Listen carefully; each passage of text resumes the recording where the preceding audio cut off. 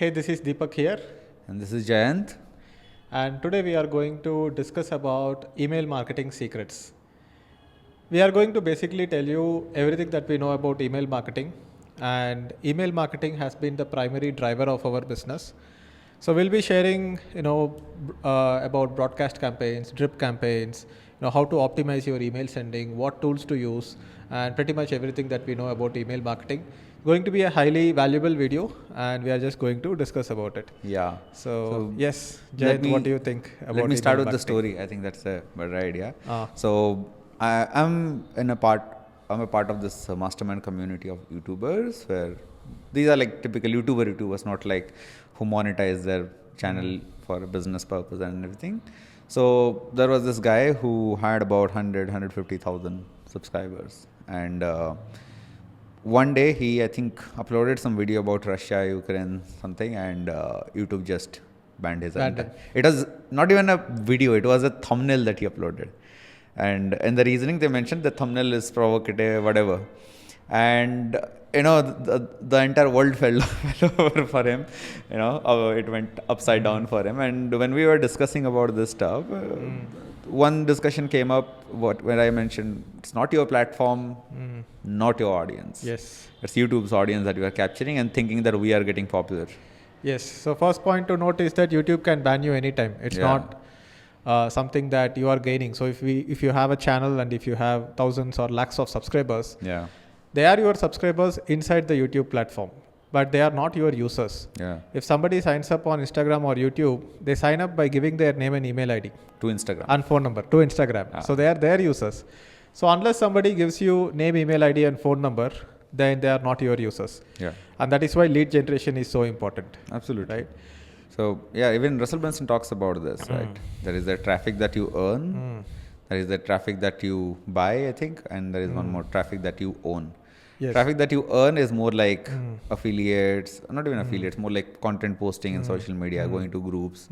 Traffic that you buy is pretty much affiliates, paid campaigns and all that. And the other one is traffic that you own. That's the Excel sheet of name, email address, phone numbers is yours. It's not anyone else's. So we can ask ChatGPT, when was email invented? Oh, damn. And the last time I saw email was invented in the 1960s, but the first email was sent in 1971 by a computer engineer called Ray Tomlinson. Tomlinson. Okay. When was the first website published? So the first website was published on August 6, 1991. 20 years later. So a lot of people think that, hey, social media will kill email marketing and things like that. But, my argument is that, do you think phone numbers are going away? Everybody is using phone numbers to call, to receive SMS and everything. Phone number as a way to contact someone is not going to go away because of the network effects. Everybody is on a particular phone number. Why would you want to go ahead and change that system? So similarly, email has got established for several decades now. And when the whole HTTP protocol and World Wide Web thing came in, that's when websites were published 20 years later. And then after 10 years, once you had Google Play Store, iOS, Play Store, App Store and everything, then social media apps came along. And people think that messaging inside Facebook or messaging inside Instagram is going to replace email. And that is probably never going to happen.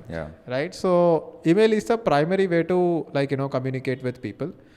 And let's talk about why creators should start building their email ID and how they can go ahead and build their email list, right? So creators building email list. So when you think about this topic, a lot of people, subscribe for updates. That is what they put on their website. Hey, please subscribe for updates. But if you just put the generic one like that, nobody is going to opt in and give their email ID because email ID is personal. Just like we hesitate giving our phone number in a mall or somewhere because that they will spam you with promotions and SMS. Email also is something that people don't give away easily. So what you need to do is that, subscribe for updates is the wrong way to do. And the right way to do is to give an ethical bribe. which is a lead magnet. Yes. So ethical bribe could be a lead magnet.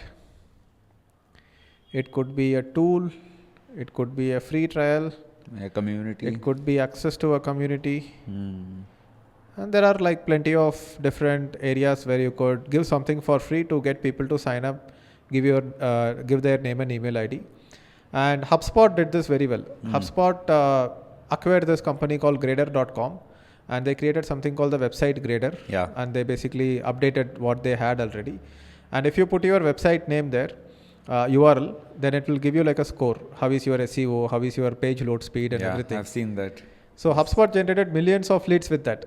Untargeted customers, because website owners and people who are like webmasters were giving their contact information. Even Uber Suggest is pretty much the same. Yeah. For Uber Suggest also, you need to sign up. And anytime you give it a tool, it's a much more highly valuable tool and it perceived as higher value. But anybody could start with a lead magnet, which could be a content lead magnet, which could be an ebook. It could be a free course, free video course, or it could be a free email course. And I would like to talk a little bit more about free email course, because there is a certain advantage of getting people signed up to something like a 30-day course or a 50-day course, 100-day course. Yeah. And one of the advantages is that when people see an ad for a lead magnet and they download like an ebook or a tool, immediately they use it or they don't use it and they forget about it. But however, if you say, hey, I'm giving a 30-day course, and the course is delivered via email over a period of 30 days. That to lesson 1, lesson 2 is what then every day they are getting reminded about you. And that is what is the power of drip marketing, right?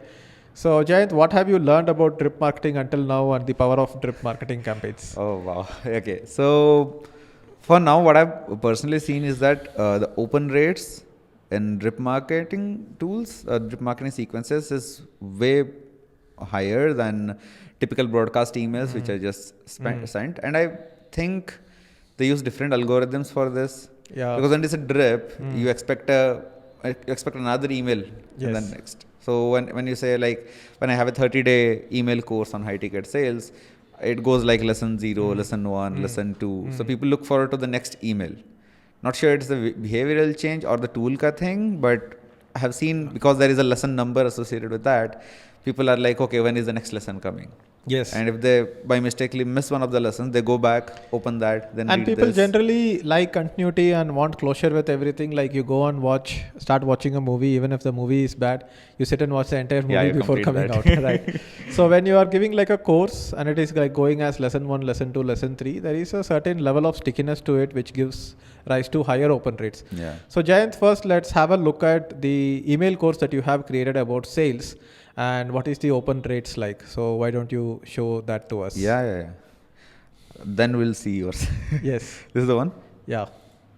Right. So this is my account. I use Flowdesk because it's really cheap. Like I got a deal for $19 per month. Yeah, that's what they were selling it for a while. Unlimited emails, unlimited subscribers is the plan. Though it's not as advanced as ConvertKit, but it gets the job done. So if I go to my workflows, so this is my 30-day high ticket sales course. So if I edit, it pauses it a bit, but I'll show you all the entire system.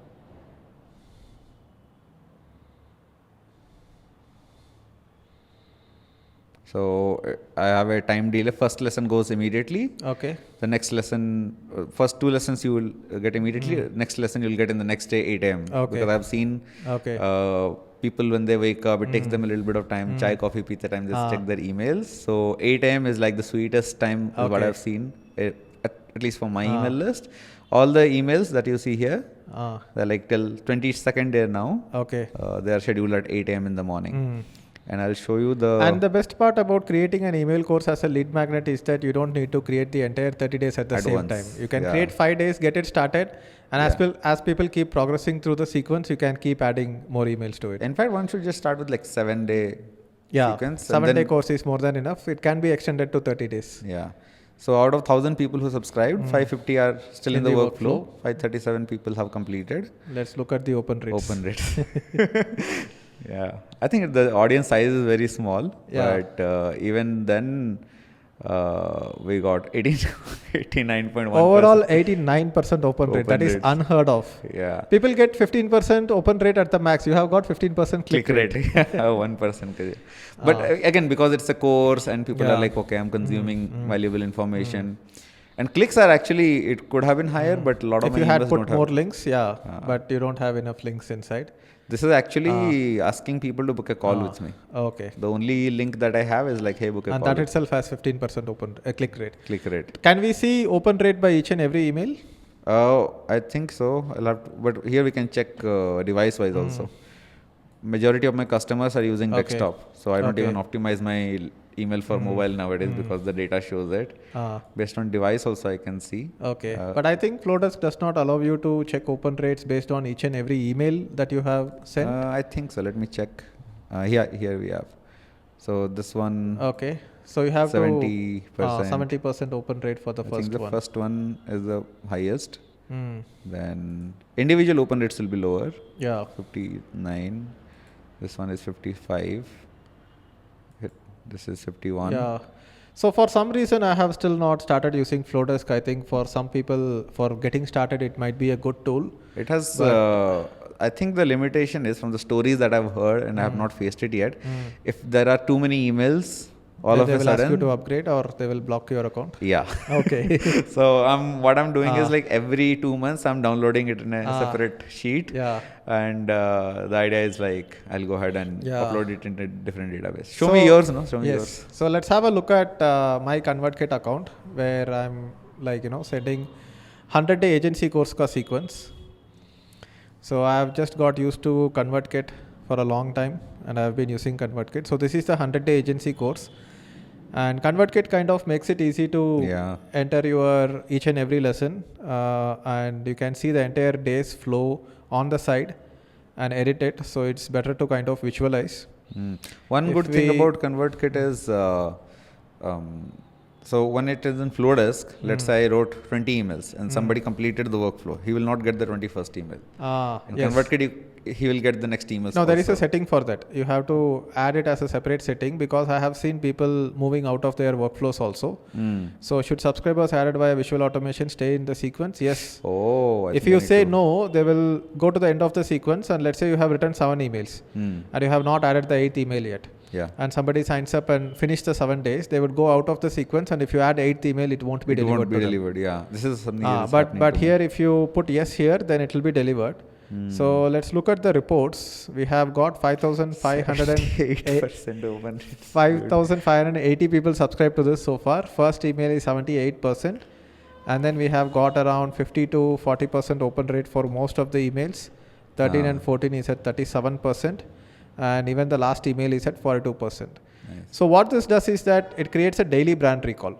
Like, whenever you think about any company who keeps running ads, they do hoardings, they do TV ads, they do theater ads.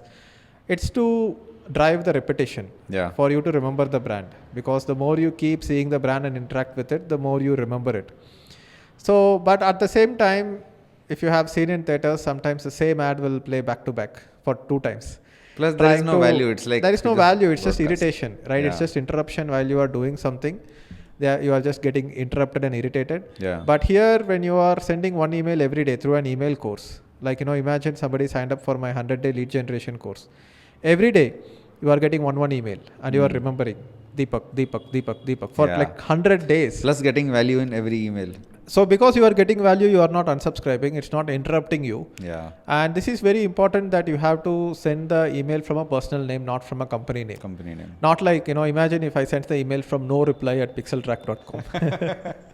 It will feel very, non-personal. And people will feel like it's just promotion and they won't like it. But however, if a person is communicating to you, because who communicates to you? It's a person. Always. A brand cannot communicate to you by itself, right? A logo or a faceless brand, those emails are good for transactional emails. Like, you sign up, you purchase something on Amazon, you get, order delivery, email, confirmation, ship ho gaya, payment received. All the transactional emails ke liye brand related emails is fine. You get OTPs if you are booking an Ola and everything. It's not like telling a story or trying to persuade someone something. But if you are trying to persuade someone not just to buy your product, but you are persuading them on the method, then you need some authority figure. You need a personal brand. So we'll talk about personal People brand talk to more people. I want to in the know future. your strategy of nurturing, because I have been getting confused a lot well, now I'm a little bit clear, but when I was starting, and I feel this is a question in a lot of people's mind, is like, how exactly do you nurture? Like, what is your strategy? I mean, do you follow a strategy, or what do you do? Because you do it so well. Even after reading hundreds of books, I have not been able to crack it. So how do you do it? See, you need to have a very clear idea about who your audience is, and that is where communicating with your audience, either you call up the leads and talk to them, or you do like a free online meeting or a webinar and interact with them, or you do an offline meetup and interact with them.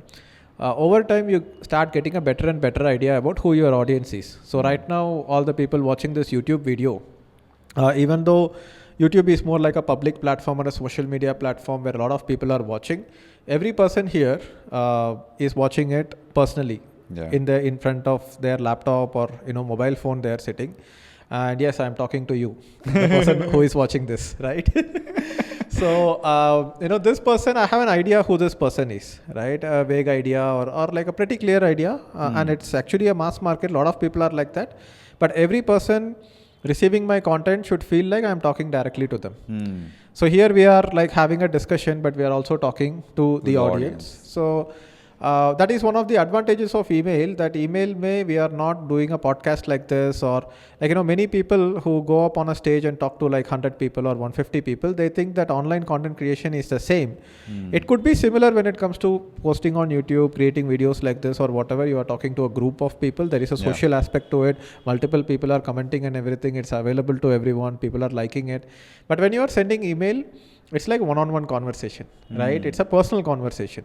So even if somebody replies to the email, that is personal to you. Not everybody looks at it. Exactly. So a person reading the email feels like it's very personal. And once you have an idea about who this person is, one thing is to put them on a drip sequence and constantly nurture them as long as they are in your email list. In fact, there should be one mega drip sequence where you are adding 1 or 2 emails every week. And it should keep going on forever. Like, and I have people who are in my email list since 2017, 2018, and now they are joining Alpha Club, right? Because that constant nurturing has basically built such a level of trust that the sales become easy.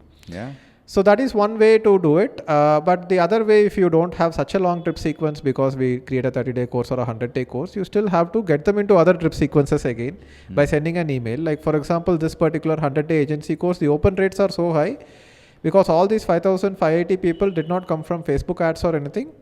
They came from my own email list. And in fact, I have started running Facebook ads for a version of this particular course, and we have 231 subscribers come from Facebook ads. So here you will see that the open rate is a relatively little bit low. You have 72%, 41%, 38%, and then still day 12 got 22%, which is insanely good, but it's not like 40% like you see in the other sequence. And also this is very important for people who create courses, because like, for example, when I created the Facebook ads course, I also added them on a sequence, because people sign up for a course and then they forget to watch the course. But here I am basically sending out email of each and every course module that is inside the lesson. So even after they join this Facebook ads mastery course, every day they are getting an email, and every day they are getting reminded to go ahead and check that. So here obviously we did a free promotion of Facebook ads course. So we got like 44,873 people in this sequence. Also, I mean, all these lessons are hosted in a teachable learning account? management system only. Okay. But it's not like you give the login to the LMS and they keep consuming it and they forget. Automatically. They forget. Like, I signed up for a YouTube course recently from a famous YouTuber. I signed up for it and then I forgot about it. There was no motivation to get back. But if I keep getting emails, and since I paid them, I'm a customer, not a lead anymore, not a subscriber. I'm a customer. And customers are less likely to unsubscribe to your emails, and they are more likely to read all your emails. So if you look at our 100-day agency course, 5,500 people have gone through that course. Unsubscriber is 117.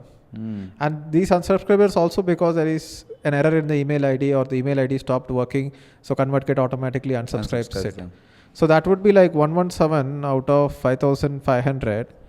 That's like, 2% of the people have unsubscribed, which is like extremely less, right? I mean, it's still okay. I mean, even if people unsubscribe there and he was not your customer. Yeah, of course. But comparatively, the unsubscribe rate is less. So that is how we nurture. And, whenever I have a few days where I have not sent a mail to my entire list, I feel this anxiety in me that, hey, my list is not being nurtured. I should keep nurturing. They might forget me. And then I will come up with some idea to go ahead and send a mail to them. I will write it. And if I don't have the mood to write it, what I do is that, so I also use Active Campaign. And here in Active Campaign, for example, if you look at, this particular email which was sent 1 week back, what should you invest in? This has an open rate of 8.38%, but to a large list of 4,05,000 people sent. This email was actually written in 2018 and 2019, around that. Okay. And I just went ahead and looked at the old campaigns that I have sent, copy pasted it, did a little bit of edit and sent it to the entire list again.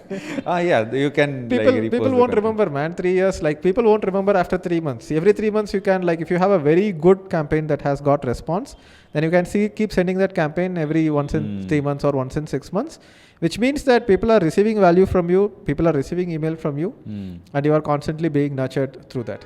Yeah, that's right. Yes. A lot of creators also tell you should repost the content that has worked properly. So every CRM has a broadcast campaign feature, and then they have a email sequence campaign feature. Like broadcast campaigns are one-time promotions, which can be promoting a particular video, like this video we are making, or it could be something like we are promoting webinar. So we are inviting people to a webinar or an offline event. So those will be broadcast campaigns. And even here, broadcast campaigns open rate is pretty healthy. Yeah. You can see 25% open rate, 27% open rate, 31% open rate for these broadcast campaigns, because these 20,000 were the most active subscribers I had. So I reduced the ConvertKit ka subscriber size to around 20,000 because ConvertKit does not come cheap. Yeah. But rest of my bigger email list stays in Active Campaign. An Active Campaign also has something called automations where you could create drip marketing sequences. Somehow I liked ConvertKit automation better than Active Campaign. That's a little bit simpler. This looks a little bit complex. So I will show you. But Active Campaign also gives you a lot of complexity. You can create a lot of complexity in Active Campaign which is not available in other tools. So for example, this is something I created long back, I think 2018 or 2019. And don't be intimidated looking at the sequence. Holy.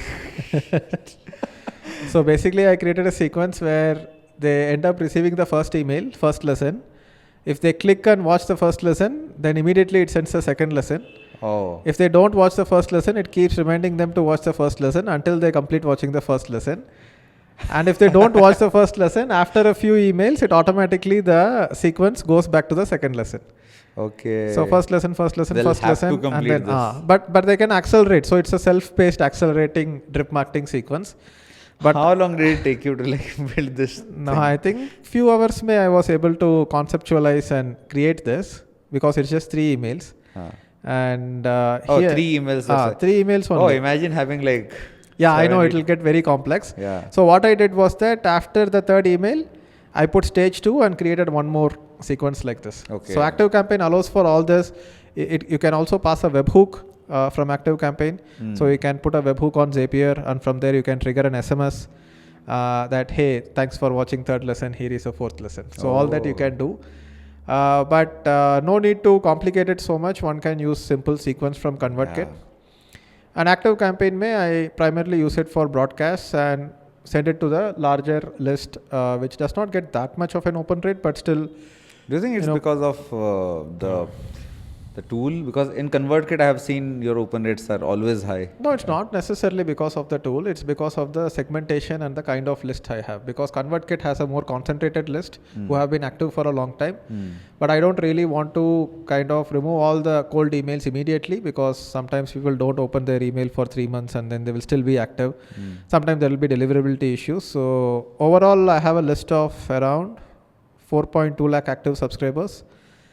Which is there on Active Campaign. So here you can see 4,22,000. Nice. So since Active Campaign is a little bit cheaper than ConvertKit, I have the larger list here.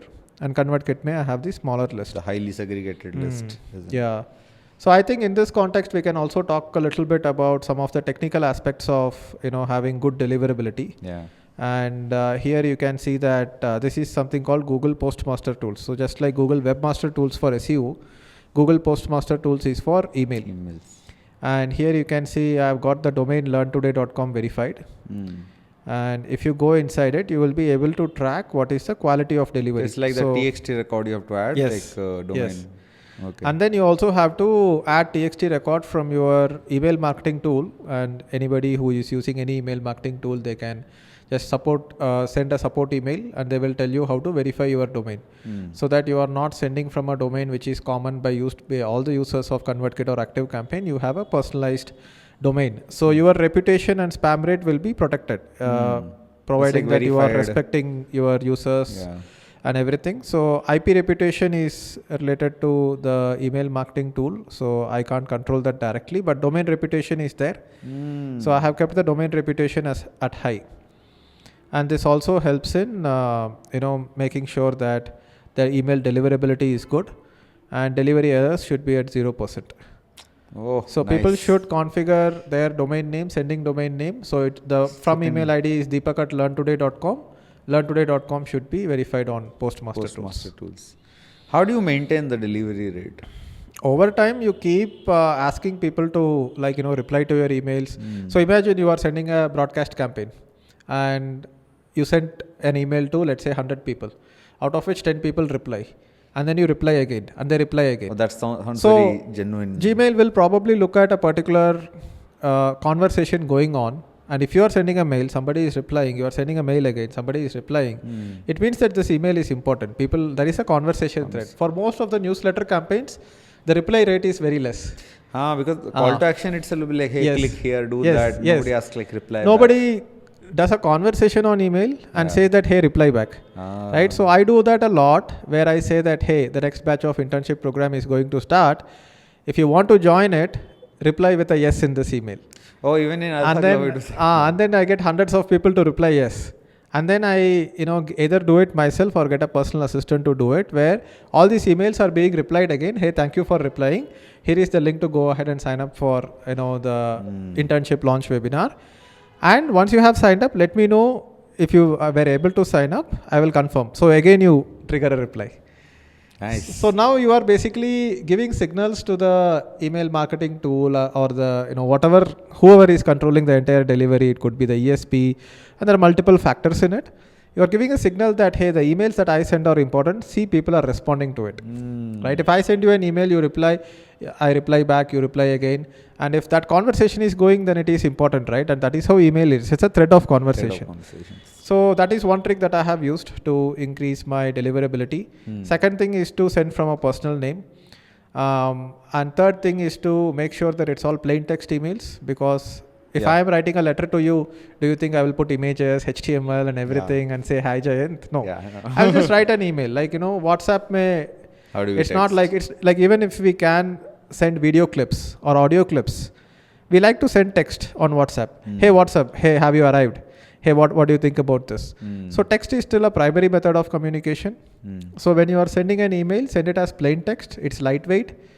It has a better deliverability and less chances that it will land in spam. True. And also the sending IP address of the email marketing tool also matters a lot. Sending IP address. Sending IP address and the sending server. So email marketing tools have the servers from which they send the emails. Isn't it Workspace? No. If you are sending email from ConvertKit, your from email ID is connected to your workspace. It can be connected to any other thing also, not necessarily Google ka workspace. It can be connected to anything, and Postmaster Tools has nothing to do with it. Okay. So if you are connecting Mailshake or Instantly.ai or some tool like that, then it is being sent from your workspace itself. But imagine if you have a website and if you have images on that website, those images are sitting on the server on where the website is hosted. But if you are putting, let's say, content on email, or let's say one image on email, where do you think that is hosted? In which server is it hosted? On server. So ConvertKit uses something like SendGrid on the backend. I think they use SendGrid. I'm not too sure, but SendGrid is this So SendGrid, Mailchimp. So SendGrid is more like email marketing API, and now Twilio has acquired it. So this is more like tech oriented. For like normal users, we would use something like ConvertKit, and you have something called Mailgun as well, Mailchimp, AWS, and all this another server, right? So that way, what happens is that the sending server has an IP address. The IP address has a reputation. So let's say 100 people on ConvertKit are on the same IP address. If one person is screwing up their entire email campaign by putting a lot of spam or promotional messages into it, then all the other people in the same IP address get affected. Oh, that is why you need to put a custom domain name. Okay. So that is one thing. So this has happened before where I used to send email via active campaign and the deliverability started falling. And if you send email via active campaign, then if you open the email that you have received from a test email or something, signed by, sent by, you will see two things, right? So usme for active campaign, you will see something like bc20.aces.com or something. So that is their sending domain name or the IP. And they will change that for you. If you're a long-term customer and if you have good deliverability over a period of time, then over time they will move you up. Oh, they have in the reputation. Yes, yes. That is why if you sign up for something like, I forgot the name, but there are some very advanced email marketing, MaroPost, right? MaroPost is a very advanced email marketing tool. Franken and a lot of big personal brands use it, I have seen. Neil Patel was using it for a while. I don't know if he is still using it. So in MaroPost, you can't get in unless you sign up for something like $10,000 a year plan. I talked to them and they said that, we ensure deliverability. Our deliverability is the best in the industry because they price their, email marketing tools so high. $10,000 is the same thing that $1,000. Yes. Active campaign. Yes. So but their sending volume is much less, but their deliverability will be much more. But a lot of people in the US are able to afford it because their revenue per email ID and revenue per lead will be way higher. And when we get there, we can also sign up for MaroPost. I already know a person at MaroPost. I spoke to him and everything, and he showed me his dashboard. Pretty sophisticated dashboard they have. And they have also made sure that you are only taking in people who are like extremely serious by vetting them. ConvertKit mein anybody can sign up and start sending emails. So now they speak to you, they look at your existing open rates, active campaign, they look at your existing campaigns, know that you are not some shady guy. They qualify you. Proper high ticket in SaaS there. Yes, high ticket in SaaS. And they make sure that you are not screwing up their reputation and sending reputation so that other people also don't get affected with it. Yeah. So anyway, those are the different things that are included in email marketing and how to actually go ahead and execute proper email marketing by leveraging broadcast campaigns, drip campaigns, and everything you can possibly do to ensure deliverability. And these are the things I have learned in my past 10 years of my digital marketing career. Yes, I think even you learned something. I didn't know about Google Postmaster and all this. I think even for Flowdesk, I need to ask their support if they have. Just take a look at this. Let me open this. Which one? The one below Learn Today. One below Learn Today. Okay. So, even for Flowdesk, when I signed up, they did ask me for my sending address. Like I had to verify this email ID. And no, that is like a simple verification so that you cannot send mail from mail@digitaldeepak.com. Just for you, for them to verify that you own this email ID, they are sending a confirmation like an OTP or something and asking you to verify it. The domain verification is where you set up the DKIM records, SPF records and everything. But I think those level of discussions would be reserved for the email marketing mastery course. Yeah, that will win. Yes. That is too sophisticated. Anyways, so thanks a lot, Didi. Yes. I learned a lot in this, and I hope people who are watching this learned a lot as well. And do subscribe to channel, but more importantly, subscribe to our email list. Email list, yes. The links will be in the comments. So I will put the link to the 100-day lead generation course below this video. So thank you guys for watching this particular video. We are going to churn out videos like this every week 4 to 5 videos. So we have created a new routine now that every day morning, as soon as we come to the office, we are going to record an episode like this. And instead of just me talking in front of the screen, this is a much more interactive way to discuss about a particular topic and also address the doubts that my potential audience might have, because Jayant is a student of the batch 4 of the internship program. So obviously he has like scaled up very fast in his career and has learned things which even I don't know. Next episode may possibly we will talk about sales, which Jayant has mastered, especially one-to-one sales. And stay tuned and leave a comment on what other topics you want us to cover when we are doing this series of episodes. And I will see you in the next video. Bye-bye. Bye-bye.